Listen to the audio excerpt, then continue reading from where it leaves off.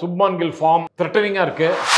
And Rishabh bandh, KL ராகுல் நல்ல ஃபார்ம்ல இருக்காரு, ஜெய்ஷ்வால் நல்ல ஃபார்ம்ல இருக்காரு, கருண் நாயரும் ஓரளவுக்கு நல்ல ஸ்டார்ட்டோட ஆடினவர் தான். ஸோ ஃபர்ஸ்ட் 5-6 பேட்ஸ்மேன் நல்லா இருக்காங்க. அது தவிர ரவீந்திர ஜடேஜாவும் நல்லா ஆடுறாரு. வாஷிங்டன் சுந்தரும் ஒரு சாலிடா ஒரு ஆடக்கூடியவருங்கிறத. ஆனால் இவங்க டாஸ் வின் பண்ணாலும் இந்தியாவுக்கு பேட்டிங் கொடுப்பாங்களா ஒரு டவுட். அதுவே ஒரு பெரிய மைண்ட்ல டவுட் இருந்ததுன்னா அந்த டீமுக்கு பர்ஃபார்மன்ஸ் டெஃபினட்டா அஃபெக்ட் பண்ணும். அவர் ஒரு 2 மணி நேரம் அன்னைக்கு ஆடின game very critical. So Karun Nair seem to be settling down, but hamstring இன்ஜுரியிலேருந்து வெளியில் திருப்பி கம்பேக் வரைச்சு அது சைக்கலாஜிக்கல் இது இருக்கே, அதுவே it will have a big effect on the bowler. முக்கியமான ப்ராப்ளம் என்னன்னா பெரிய கிரேட் ஆல்ரவுண்டர். இப்போவும் அவரால் போலிங் நல்லா போட முடியுது, பேட்டிங்கும் நல்லா படிக்க முடியுது. பட் பேட்டிங் 2-4 இன்னிங்ஸ்லையும் ஒன்றும் பெரிய ஸ்கோர் பண்ணல. Atkinson will be more useful as a batsman than a பவுலரோ அப்படின்னு எனக்கு டவுட்டா இருக்கு. டாப் ஆஃப் தி பேட்டிங் ஆர்டர்ல கூட சேஞ்ச் பண்ணுவாங்கன்னு எனக்கு தோன்றது. Jacob is also you can open the batting. Too good a batsman to fail continuously. அது உண்மை. Is a world class player. 4 innings சரியா ஆடல அப்படிங்கிறது ஒரு சந்தோஷமா இருக்கு நம்ம ஆங்கிள் பாக்கச்சேன். பட் ஆஸ் ஒரு ஜெனரல் கிரிக்கெட்டிங் அவருடைய பேட்டிங் ஃபார்ம், அவருடைய ஆல்ரவுண்டர்ங்கிற ஒரு மேட்ச் வின்னிங் ஆல்ரவுண்டர்ங்கிற ஒரு பொசிஷன் எல்லாமே அவருக்கு அவர் மேலேயே அவருக்கு டவுட் இருக்கிற அளவுக்கு இருக்கு. அது கேப்டன்சி அஃபெக்ட் பண்றதுக்கு சான்ஸ் இருக்கு. தெறிக்க விடும் காரம் நிறம் சுவையை தருகிறது. ஆச்சி மிளகாய் தூள் தெறிக்க விடும் காரம் நிறம் சுவை.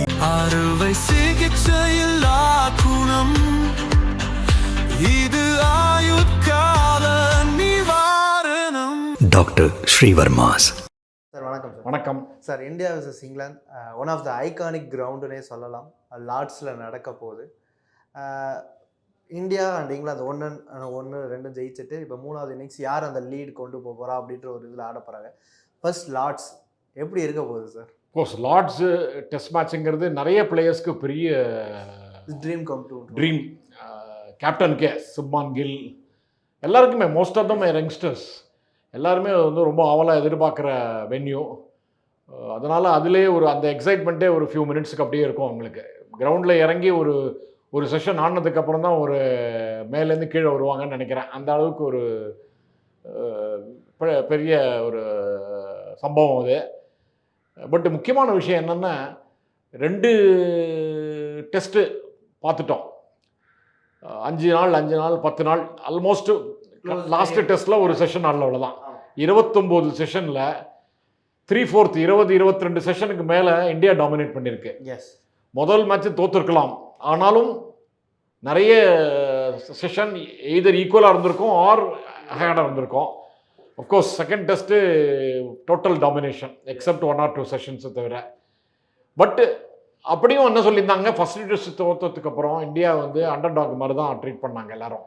இனிமேல் இந்தியாவால் ஒன்றும் இந்த ஃபஸ்ட்டு டெஸ்ட் தோற்றுட்டாங்க, இனிமேல் ஒன்றும் மீள முடியாது. அதுவும் பூம்ரா வேறு ஆடலை. அது நம்ம இந்தியாவிலே Indian supporters, Indian former cricketers, Indian journalist, special journalist எல்லாருமே என்ன சொன்னாங்க, போலிங் ரொம்ப வீக்கு. நம்மளே சொல்லியிருக்கோம் போலிங் வீக்குன்னு. அதுவும் பூம்ரா இல்லாமல் இன்னும் வீக் அப்படின்னு சொல்லியிருந்தோம். எல்லாத்தையும் கிராஸ் பண்ணி மேட்ச் 1-1ங்கிற லெவலுக்கு கொண்டு இப்போ திடீர்னு underdogs have become favorites. So as we enter the Lord's test, we appear to be favorites. என்ன பொறுத்தவரை ஃபேவரட்ஸ்னு சொல்ல மாட்டேன், but India has a slightly edge, அவ்வளோதான். ஓகே சார், ஃபஸ்ட்டு லார்ட்ஸ் கிரவுண்டை பற்றி பேசலாம். இன் லார்ட்ஸ் கடைசி ஒரு 2-3 இயர்ஸாகவே பவுலிங் ஃபேவராக தான் இருந்திருக்கு. எப்பயுமே லார்ட்ஸ் பவுலிங் ஃபேவர். மித்த இங்கிலாந்து கிரவுண்டில் லைக் 300 above ஆவரேஜ் இருந்தாலும் இங்கே 4th இன்னிங்ஸே 294 தான் ஆவரேஜ் இருக்குது. அதுவும் ஃபர்ஸ்ட் இன்னிங்ஸ் 234 அப்படி தான் இருக்குது. ஸோ அப்படி இருக்கும்போது ஒருவேளை இந்தியா பேட்டிங் ஆடினா எவ்வளோ பெரிய சவாலாக இருக்க போகுது சார் இந்த லார்ட்ஸ்? இல்லை, அது நீங்கள் பிரமாதமான முக்கியமான கேள்வி கேட்டீங்க. இப்போ ஃபஸ்ட்டு 2 டெஸ்ட் யார் டாஸ் வின் பண்ணா? அண்ட் நமக்கு பேட்டிங் கொடுத்தாங்க. ஸோ 2 டெஸ்ட்லையுமே ஃபஸ்ட்டு டெஸ்ட்டில் ஏதோ ஜெயிச்சிட்டாங்க பிகாஸ் ஆஃப் இந்தியா ஃபீல்டிங், போர் ஃபீல்டிங்னால தான் மெயின் ரீசன். செகண்ட் டெஸ்ட்டில் டாமினேட் பண்ணி ஜெயிச்சிருக்காங்க. ஸோ உண்மையிலே டாஸ் வின் பண்ணி ஒரு அளவுக்கு பிச்சு பவுலர்ஸ்க்கு தான் ஃபேவரபுளாக இருக்கும்னு ஜட்ஜ் பண்ணால் கூட நமக்கு பேட்டிங் கொடுக்கறதுக்கு பயப்படுவாங்க. நம்பர் 1, ஃபஸ்ட்டு 2 டெஸ்ட்டு ரொம்ப டாமினேட் பண்ணி ஆட முடியல. செகண்ட் டெஸ்ட்டில் இந்தியா டாமினேட் பண்ணி ஜெயிச்சிட்டாங்க. செகண்ட் இந்தியன் பேட்டிங் நல்ல ஸ்ட்ராங்காக இருந்திருக்கு 2 மேட்சும். எல்லா மேட்ச்லையும் நான் ஆல்மோஸ்ட் 400 அடிச்சிட்டோம். செகண்ட் இன்னிங்ஸில் மட்டும்தான் ஃபர்ஸ்ட் மேட்ச்சில் அடிக்கலை. அதுவும் க்ளோஸ் டு 400. அண்டு எல்லா சுப்மான் கில் ஃபார்ம் அப்படியே த்ரெட்டனிங்காக இருக்குது. அண்டு ரிஷப் பந்த் அண்டு எல்லாருமே கேஎல் ராகுல் நல்ல ஃபார்மில் இருக்கார், ஜெய்ஷ்வால் நல்ல ஃபார்மில் இருக்கார், கருண் நாயரும் ஓரளவுக்கு நல்ல ஸ்டார்ட்டோடு ஆடினவர் தான். ஸோ ஃபஸ்ட்டு 5-6 பேட்ஸ்மேன் நல்லா இருக்காங்க. அது தவிர ரவீந்திர ஜடேஜாவும் நல்லா ஆடுறாரு. வாஷிங்டன் சுந்தரும் ஒரு சாலிடாக ஒரு ஆடக்கூடியவருங்கிறத ஒரு மாதிரி இண்டிகேட் பண்ணிட்டாரு. அதனால் இவங்க வந்து டாஸ் வின் பண்ணாலும் இந்தியாவுக்கு பேட்டிங் கொடுப்பாங்களோ ஒரு டவுட். அதுவே ஒரு பெரிய மைண்டில் ஒரு டவுட் இருந்ததுன்னா அந்த டீமுக்கு வந்து பர்ஃபார்மன்ஸை டெஃபினட்டாக அஃபெக்ட் பண்ணும். ஸோ அதனால் எப்படி பார்த்தாலும் இங்கிலாந்துக்கு தான் இப்போ வந்து சோதனை ஜாஸ்தி. ஓகே, அதான் உண்மை. ஓகே சார், எனக்கு ஒரு முக்கியமான கொஸ்டின் என்னவா எழுதுன்னா, இங்கிலாந்தோட கேப்டன் பென் ஸ்டோக்ஸ் வந்து ஒரு போஸ்ட் ப்ரெசன்டேஷனில் வந்து இங்கிலாந்து பிச் சப்கான்ஃபிடென்ட்டாக மாறிடுது, சப்கான்டினென்ட் பிச் மாதிரி பிஹேவ் பண்ண தொடங்கிடுச்சு அப்படின்றார். ஸோ ஒரு ஹோம் கிரவுண்டோட அட்வான்டேஜே வந்து ஹோம் கிரவுண்ட் சொல்கிற பிச்சை கொடுக்குறது தான். ஸோ அவங்களே வந்து சப்கான்டினென்ட் பிச் மாதிரி கொடுத்துட்டாங்கன்னு கம்ப்ளைண்ட் பண்ணுறது வந்து எவ்வளோ பெரிய ஒரு இதாக இருக்குது சார்? இல்லை, அது கம்ப்ளைண்ட். அவர் வந்து கம்ப்ளைண்ட் சொல்ல, பட் ஹோம் கிரவுண்டில் they lost the match. Yes, they completely outplayed. அப்போது வந்து அந்த இன்டர்வியூ வந்து அந்த மொமெண்ட்டை இன்டர்வியூ கொடுக்கச்சு என்ன பேசியானோ அவர் ஏதாவது ஒரு டீமை வந்து நாங்கள் எதிர்பார்க்காத அளவுக்கு பிச்சு இப்படி ரொம்ப ஃபேவரபுளாக ஆப்போனண்ட்டுக்கு ஃபேவரபுளாக ஆகிடுது அப்படின்லாம் சொல்கிறதெல்லாம் அது வந்து ஒரு கன்வின்சிங்காகவே இல்லை. ஸோ அதை வந்து நம்ம சீரியஸாக எடுத்துக்கூடாது. முக்கியமான காரணம் இங்கிலாந்து நம்ம பார்ப்போம், இந்தியாவை பற்றியே பேசுகிறோம், இங்கிலாண்டை பற்றி முக்கியமான ப்ராப்ளம் என்னென்னா பென் ஸ்டோக்ஸ் பெரிய கிரேட் ஆல்ரவுண்டர். இப்போவும் அவரால் போலிங் நல்லா போட முடியுது, பேட்டிங்கும் நல்லா படிக்க முடியுது. பட் பேட்டிங் 2-4 இன்னிங்ஸ்லையும் ஒன்றும் பெரிய ஸ்கோர் பண்ணல. அவர் போலிங் நல்லா போடுறாரு. அவர் போலிங் ரொம்ப அதிகமாக போட ஆரம்பிச்சிட்டாரு. ஏன்னா அவங்க போலிங் டெப்த் இல்லாதனால இவர் வந்து இன்னிங்ஸுக்கு 15 ஓவர் 20 ஓவர் போடுறதுனால அவரால் பேட்டிங்கில் கான்சன்ட்ரேட் பண்ணி பர்ஃபார்ம் பண்ண முடியலங்கிறது தான் உண்மை. So he's still a good allrounder, but not a match winning allrounder, என்னுடைய ஒப்பீனியன். புரியுது. ஸோ அவர் ஒரு பென் ஸ்டோக்ஸ் மேட்ச் வின்னிங் ஆல்ரவுண்டராக இல்லாத பட்சத்தில் அது இங்கிலாந்துக்கு பெரிய செட்பேக். அது சார் எனக்கு என்ன ஒரு கொஸ்டின் சொன்னா, ஒரு இங்கிலாந்து மாதிரியான டீம் வந்து எப்போ வந்து நம்ம கிள்ளி விடுறோமோ அப்போ வந்து ஒரு இது கொடுப்பாங்க. ஐ திங்க் இங்கிலாந்து வர்சஸ் ஆஸ்திரேலியாவில் ஜானி பெர்ஸ்டோவை ஒரு ரன் அவுட் பண்ணுவாங்க. அதுக்கப்புறம் ஸ்டோக்ஸ் வந்து ஒரு எக்ஸ்ட்ரானரி ஆடி ஜெயிச்சு கொடுப்பாரு. அது மாதிரி கோலி எப்பயுமே இருப்பார். கோலி வந்து வம்புழுக்கிறது. இப்போ எல்லாருமே காமா அமைதியாக இருக்கனால அந்த ஸ்டோக்ஸுக்கு அந்த ஒரு இது இருக்கும். நம்மள முக்கியமான விஷயம் தான். அவர் பென் ஸ்டோக்ஸ் வந்து definitely is a worried man now as he enters Lord steps. அவருடைய பேட்டிங் ஃபார்ம், அவருடைய ஆல்ரவுண்டருங்கிற ஒரு மேட்ச் வின்னிங் ஆல்ரவுண்டருங்கிற ஒரு பொசிஷன் எல்லாமே அவருக்கு வந்து அவர் மேலேயே அவருக்கு டவுட் இருக்கிற அளவுக்கு இருக்குது. அது வந்து கேப்டன்சியை அஃபெக்ட் பண்ணுறதுக்கு சான்ஸ் இருக்குது. இப்போ யாராவது இப்போ ஜாக்ராலி 2 இன்னிங்ஸும் ஃபெயிலியர், அதுவும் செகண்ட் இன்னிங்ஸில் அவர் அவுட் ஆன விதம் ரொம்ப டிசப்பாயின்மெண்ட்டு. ஸோ அதனால் அதுவும் ஒரு ப்ராப்ளம் அவங்களுக்கு. ஸோ ரூட்டோடைய form is a big worry. அதனால் அவங்களுக்கு வந்து அவங்களுக்கு தான் நிறைய கவலை ஜாஸ்தி. அவங்களுக்கு தான் டீம் எப்படி கம்போசிஷன் எப்படி இருக்குன்னு தெரியவே தெரியாது. என்ன பண்ணுறப்போ நாங்கள் அவங்க இப்போ பாருங்க, இப்போ ஓக்ஸ் வந்து ஆண்டர்சன் ஈக்குவலாக ஸ்விங் போலர் ஆண்டர்சனுக்கு ரீப்ளேஸ்மெண்ட்டுன்னு அவர் வந்து 2 வருஷமாக அவரை வந்து டெவலப் பண்ணிட்டு இருக்காங்க. But completely as a bowler out of form. He looks like a very ordinary bowler. ஃபார்மில் இல்லைன்னா அவருடைய கெப்பாசிட்டி அவ்வளோதான். அல்லன்னு இந்தியா தான் அவ்வளோ நல்லா ஆடுறாங்களா, என்ன ரீசனாக இருந்தாலும் அவர் பர்ஃபார்ம் பண்ணலை. ஸோ அவர் வந்து ஆல்ரவுண்டர் வேற, is a bowling allrounder. So அதனால தான் அட்கின்சன் கொண்டு வந்திருக்காங்க. Atkinson is a bowling allrounder. He has scored a century in test matches recently. இல்லை நியூசிலாண்டு எடுத்து அடித்தார். அது வரணும். இப்போ ஜெஃப் ராச்சர் அவர் வராரு. அவர் யாருக்கு பதிலாக வர போறாருன்னா டங்குக்கு பதிலாக தான் வருவார். பிரைடன் கார்ஸ் ஆல்சோ இன்ஜுரின்னு சொல்லியிருக்காங்க, நிக் இருக்கு. அதனால பிரைடன் கார்ஸுக்கு பதிலாக அட்கின்சனும் அண்ட் டேங்க்கு பதிலாக ஆர்ச்சர் வர மாதிரி ஒரு ரிப்போர்ட் இருக்கு. பட் ஆர்ச்சர் வந்து இன்ஜுரிக்கு அப்புறம் ஆட போறாரு. 4 years ஆஃப்டர். ஆமாம், 3 years 4 years ஆட போறாரு. அதனால அவருடைய match fitness and match performing condition எப்படி இருக்குங்கிறத நம்ம போலிங் பார்த்தா தான் தெரியும். He can be erratic. He is very fast, he is intimidating. But very intimidate பண்ணிடலாம் இந்தியா வித்தெல்லாம் இனிமேலாம் விக்கெட் எடுக்க முடியாதுங்கிறது இந்தியா நிறைய ப்ரூவ் பண்ணிட்டாங்க. அதனால் அவங்களுக்கு தான் ஒரிஸ் ஜாஸ்தி, அவங்களுக்கு தான் வந்து ப்ரெஷர் ஜாஸ்தி. ஓகே சார், ஒரு முக்கியமான கொஸ்டின் என்ன கேட்குறேன்னா, இங்கிலாந்தோட ஒரு அடித்தளமாக இருக்கிறது ஜோ ரூட். நம்ம பார்த்துருக்கோம் இத்தனை வருஷம் யார் அவுட் ஆனாலும் இல்லை எல்லாரும் பேஸ்பால் ஆடும்போது ஜோ ரூட் வந்து அந்த ஒரு ஒரு ஸ்டெடினஸ் கொடுப்பாரு. அப்படி இருக்கும்போது இந்த 4 இன்னிங்ஸுமே ஜோ ரூட்டை சொல்லி எடுத்தாங்க. அந்த அந்த அவர் வந்து தேர்டில் சிங்கிள் ஆடுறதையும் அண்ட் கலியில் ஆடுறதையும் சொல்லி சொல்லி அவருக்கு ஃபீல்டிங் வச்சு அவருக்கு ஒரு பிளான் பண்ணி பண்ணாங்க. ஸோ எல்லாமே ப்ரீ பிளானாக ரூட்டை வந்து நம்ம அவுட்டேட் பண்ணணும் அப்படின்னு பிளான் பண்ணி எடுத்திருக்காங்களா? இல்லை, இது வரைக்கும் எடுத்ததெல்லாம் okay. But Joe Root is too good a batsman to fail continuously. அது உண்மை. Okay, is a world class player. அவர் வந்து 4 இன்னிங்ஸ் சரியா ஆடலை அப்படிங்கிறது ஒரு சந்தோஷமா இருக்கு நம்ம ஆங்கிள் பார்க்கச்சேன். பட் ஆஸ் ஒரு ஜென்ரல் கிரிக்கெட்டிங் இவரை பார்க்கச்சே ஜோ ரூட்டர் அடிக்க மாட்டேங்கிற நமக்கே கொஞ்சம் மைண்ட்ல ஒரு இருக்கும். பட் அவர் வந்து சச் அ குட் பேட்ஸ்மேன். அவர் வந்து he will sort it out. So அவருடைய he is due for runs. அது ஒரு இந்தியாவுக்கு ஒரு பெரிய ஒரு கவலைக்குரிய விஷயம். 4 இன்னிங்ஸ் சரியாக ஆடலை, அதனால் இந்த இன்னிங்ஸில் அவர் வந்து ஆடுவார். அவர் ஆடிட்டார்னா அவங்களுக்கு அவரே வந்து செகண்ட் இன்னிங்ஸில் ஆடினானா மேட்ச் ட்ரா பண்ணியிருக்கலாம். அவர் தான் is right player to take the match till the end. அந்த செகண்ட் இன்னிங்ஸில் செகண்ட் டெஸ்ட்டில் அவரை முதல் எடுத்தது தான் பெரிய பெரிய டர்னிங் பாயிண்ட். அது நடக்காமல் போனது தான் இந்தியாவுக்கு பெரிய ஃபேவரபிள் பொசிஷன். பட்டு ரூட் வந்து is due for runs. So அதனால் நம்ம வந்து அதை whatever the plan succeed ஆகணும், whatever the thing implement பண்ணணும், அதெல்லாம் பண்ணுவாங்கன்னு எதிர்பார்க்கலாம். ஏன்னா இந்த டீம் வந்து ஜெல் ஆகிடுது. Young captain, young players and success. வெற்றியும் தொடரும். அந்த வெற்றி தொடர்றதுக்கு சான்ஸ் தான் இருக்குது. பட்டு first session is very important.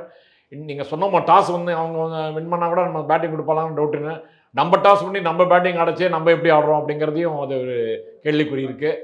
And first 2-3 அதுக்கு தான் சொல்ல கருண் நாயர் வந்து நிறைய பேர் கருண் நாயரை தூக்கணுங்கிறாங்க. அது நான் ஒத்துக்க மாட்டேன். அவர் வந்து ஒரு 2 மணி நேரம் அன்றைக்கி ஆடின கேம் வந்து வெரி கிரிட்டிக்கல். ஸோ ஒரு லஞ்சுக்கு முன்னாடி 3 விக்கெட் 4 விக்கெட் லூஸ் பண்ணுறது எப்படி, அண்டு லஞ்சுக்கு போது அட்லீஸ்ட் 73 for 1 or 85 for 2 அப்படி இருக்கிறது it's much better position. So Karun Nair seem to be settling down, but he has to score runs. So அவருக்கு இன்னொரு டெஸ்ட்டு டெஃபினட்டாக அவருக்கு அந்த ஒன் டவுனுக்கு இன்னும் திருப்பி ஒவ்வொரு மேட்சுக்கும் ஒவ்வொரு ஆளாக இருக்க முடியாது ஒன் டவுனில். ஸோ 2 பேரை பார்த்துட்டோம் ஒன் டவுனில். கொஞ்சம் சுதர்ஷனை விட இவர் கொஞ்சம் ஸ்லைட்லி பெட்டராக தான் ஆடியிருக்காரு ஓவராலாக பார்க்கச்சே. அண்ட் எக்ஸ்பீரியன்ஸ், இவருக்கு இருக்கிற எக்ஸ்பீரியன்ஸ், இவர் 34 years ஓல்டு, அவ்வளோ டொமஸ்டிக் கிரிக்கெட் ஆனவர். அண்டு ஒரு கம்பேக்கில் ஒரு பர்ஃபார்ம் பண்ணி காட்டணுங்கிற வெறியில் இருக்கார். அது தவிர ஆடினதெல்லாம் இருக்கிற டிஃபென்ஸ் எல்லாம் ரொம்ப நல்லா இருந்தது அவர்கிட்ட. அவர் வந்து ஒரு டேக் ஆஃப் ஆக மாட்டேங்கிறாரு. நம்ம ரூட்டை எவ்வளோ நம்புகிறோமோ, இங்கிலாந்து எப்படி நம்புகிறாங்களோ அதேமாரி கருண் நாயர் மேலே நம்பிக்கை வைக்கணும். ஸோ என்னை பொறுத்தவரைக்கும் எந்த டீமில் எந்த சேஞ்சும் இருக்கக்கூடாது except Bumrah instead of Prasidh Sharma. Even Nitish Kumar Reddy கூட அவர் பர்ஃபார்ம் பண்ணாட்டாலும், ஏன்னா நமக்கு போலிங் வந்து இப்போ வந்து ஜடேஜா வந்து இப்போ இருக்கிற ஃபார்மில் அரை பவுலர் தான், ஹாஃப் பவுலர். இந்த மாதிரி விக்கெட் எடுக்கிறது இல்லை. அவர் ஏதோ ஸ்டெடியாக போட்டுன்னு இருக்கார் ஒரு ஹெட்டில். Washington Sundar is not a full fledged match winning off spinner. Is a good bowler, is coming up. அதே மாதிரி நிதிஷ்குமார் ரெட்டி இந்த 2 பேரோட இதையும் ஃபில்லப் பண்ணுறதுக்கு இந்த 3 பேரும் சேர்ந்து 2 பவுலர் நமக்கு அரை பவுலர் இல்லாட்டாலும் முக்கா பவுலர்னு வச்சுக்கலாம். ஸோ அதனால் நமக்கு வந்து நிதிஷ்குமார் ரெட்டி ஒன்றும் பர்ஃபார்ம் பண்ணல, அதுக்கு பதிலாக பேட்டிங் ஆள் 2 இருக்கும், பேட்ஸ்மேனே கொண்டு வந்துடலாம். இல்லைன்னா பவுலரையே ஒரு எக்ஸ்ட்ரா பவுலர் எதுக்கு, பேட்டிங் வீக் ஆகிடும். ஸோ பேட்டிங் வந்து பர்ஃபார்ம் பண்ணாமல் இருந்திருக்கலாம் Nitish Kumar Reddy. But Nitish Kumar Reddy 6, Washington Sundar 7 or Jadeja 8 or Jadeja 7 or Washington Sundar 8 இருக்குச்சு. அந்த கேப்டனுக்கு இருக்கிற ஒரு தெம்பு நம்பிக்கை அது அப்போ மேட்சில் இறங்குச்சு. அந்த இது இருந்தால் தானே அது அவரும் கான்ஃபிடென்ட்டாக ஹேண்டில் பண்ண முடியும். அதனால ஒரே ஒரு சேஞ்ச் தான் என்னத்தை பொறுத்த வரைக்கும். I don't think India should make any other change இந்த டீம். பும்ரா பிரசித் கிருஷ்ணாக்கு அவ்வளோதான். கடைசி கொஸ்டினா அட்கின்சன் அண்ட் ஆர்ச்சரோட கம்பேக். ஆர்ச்சர் கடைசி டெஸ்ட் அகமதாபாத் இந்தியா vs இங்கிலாந்தில் தான் 2021 ஆடிருக்காரு. இப்போ 2025. And Atkinson one of the successful batsman and bowl ஆல்ரவுண்டராக இனி லார்ட்ஸில் இருந்திருக்காரு. 10 average அண்ட் 44 வந்து பேட்டிங் அவரேஜ் வந்துருக்கு. ஸோ அவங்களோட பேஸ், ஏன்னா இதுவரை டேங்க் அது மாதிரி கர்ஸ் மாதிரி பிளேயர் ஆடிட்டு ஒரு பெரிய பேஸ் எப்போ வேணால் அவங்களால நல்ல யாக்கர்ஸ் போட முடியும், நல்ல பவுன்சர்ஸ், அதுவும் டெத்லி பவுன்சர்ஸ் போட முடியும் ஆர்ச்சரால். ஸோ அந்த எதுவும் சவால் இருக்குமா, இல்லை இந்தியா வில் கம்ஃபர்டபுளி வின் அப்படின்ட்டு? இல்லை, 2 பேரும் வராங்க. 2 பேரும் ஓரளவுக்கு டெஸ்ட் லெவலில் கொஞ்சம் ஆடச்சே கொஞ்சம் நல்லா ஆடினவங்க தான். பட் ஆர்ச்சர் அப்படி கிடையாது. ஆர்ச்சர் வந்து ஒரு ஒரு ஒரு மாதிரியான எராட்டிக் bowler. ரெண்டு பேருமே இன்ஜுரிக்கு அப்புறம் வராங்க. அதுவும் ஆர்ச்சர் வந்து ரொம்ப கேப்பு. அட்கின்சனுக்கு ஹாம்ஸ்ட்ரிங் இன்ஜுரியிலேருந்து வெளியில் வந்து திருப்பி கம்பேக் வரைச்சே அது சைக்கலாஜிக்கல் இது இருக்கே, அதுவே it will have a big effect on the bowler. Not a many bowlers succeed immediately after entering the staging a comeback. அதனால் we have to wait and see. Archer particularly is a tear away fast bowler. 145 150லாம் கேஷுவலாக போடுற cricketer தான். And அவருடைய லென்த்தே short தான். அவருடைய இப்போ பிரசித் கிருஷ்ணாவுடைய லென்த்தே generally short, is a short pitch bowler. அவரோட ஹைட்டுக்கு ஒரு பவுன்ஸ் கிடைக்கிறதுனால he hits the turf hard. அதேமாதிரி தான் ஆர்ச்சரும். பட்டு லாங் இன்ஜுரி லே ஆஃப்லாம் it can affect the bowler. Confidence இருக்காது, ஃபஸ்ட்டு ஃபியூ ஹவர்ஸ் கான்ஃபிடன்ஸ் இருக்காது. அண்டு ஓக்ஸ் இல்லை. Atkinson will be more useful as a batsman than a பவுலரோ அப்படின்னு எனக்கு டவுட்டாக இருக்குது. அதேமாரி இருந்தால் நல்லதாக தான் இருக்கும். அதனால் வெயிட் பண்ணி பார்க்கலாம். ஐ திங்க் அவங்க வந்து டாப் ஆஃப் தி பேட்டிங் ஆர்டரில் கூட சேஞ்ச் பண்ணுவாங்கன்னு எனக்கு தோன்றுறது. The Jacob will come instead of Jack Raley. Jacob is also you can open the batting. அதனால் அவர் வந்து ஒருவேளை ஆலி பாப் ஓப்பனிங் இறக்கிட்டு இவரோட டக்கெட்டோட ஜாக்கப்பை டவுன் இறக்குவாங்க. அதேமாரி கூட ஒரு மூவ் இருக்குது. அவங்களுக்கு முக்கியம் வந்து ரூட்டும் ஸ்ட்ரோக்ஸும் பர்ஃபார்ம் பண்ணணும். இல்லைன்னா அவங்களுக்கு வந்து ரொம்ப ரொம்ப கஷ்டம். ஓலி பாப் ஒரு மேட்ச் செஞ்சுரி அடிச்சிருக்காரு, ஒரு இன்னிங்ஸ் செஞ்சுரி அடிச்சிருக்காரு. டக்கெட் ஒரு இன்னிங்ஸ் செஞ்சுரி அடிச்சிருக்காரு. அண்ட் ப்ரூக் ஒரு இன்னிங்ஸ் செஞ்சுரி அடிச்சிருக்காரு. ஸ்மித் ஒரு இன்னிங்ஸ். ஸ்மித்து தான் குரூஷியல் அவருக்கு. ஒருவேளை ஸ்மித்தை ப்ரொமோட் பண்ணலாம் பேட்டிங் ஆர்டரில், அட்லீஸ்ட் ஹேட் ஆஃப் கேப்டனுக்கு. அப்போனால போலிங் போட்டுட்டு பேட்டிங் ஆடச்சே ரெஸ்ட்டும் கிடைக்கும், மோர் ரெஸ்ட் கிடைக்கும். அப்போ பண்ணால் அவர் அதனால் கான்சன்ட்ரேட் பண்ண முடியும். அதுமாரி அஃப்கோர்ஸ் நம்ம இங்கிலாண்டை பற்றி நம்ம ரொம்ப பேச வேண்டாம், நம்ம இந்தியாவை பற்றி ரொம்ப பேசுவோம். பட் இதெல்லாம் இதேமாரி சோதனைகள்லாம் இருக்குது. இங்கிலாந்துக்கு தான் நிறைய சோதனை இருக்குது, இங்கிலாந்துக்கு தான் நிறைய ப்ரெஷர் இருக்குது. அதுவும் local pressure, media pressure and expectations எல்லாமே வந்து அவங்கள வந்து அப்படியே டாப்பிள் பண்ணுறதுக்கும் சான்ஸ் இருக்குது. பட் எல்லாரும் சீனியர் ப்ரொஃபஷனல் பிளேயர்ஸ். இந்த ப்ரெஷர்லலாம் அவங்க வந்து பக்கில் வாங்கன்னு எதிர்பார்க்க முடியாது. பட் இந்தியா 60-40 தான் இருக்கும் நம்ம, as we play the third and important match at icon venue. நீங்க சொன்ன மாதிரி கண்டிப்பா சார், தொடர்ந்து பேசுவோம். நேரத்துக்கு நன்றி, வணக்கம். தெறிக்க விடும் காரம் நிறம் சுவையை தருகிறது. ஆச்சி மிளகாய் தூள் தெறிக்க விடும் காரம் நிறம் சுவை.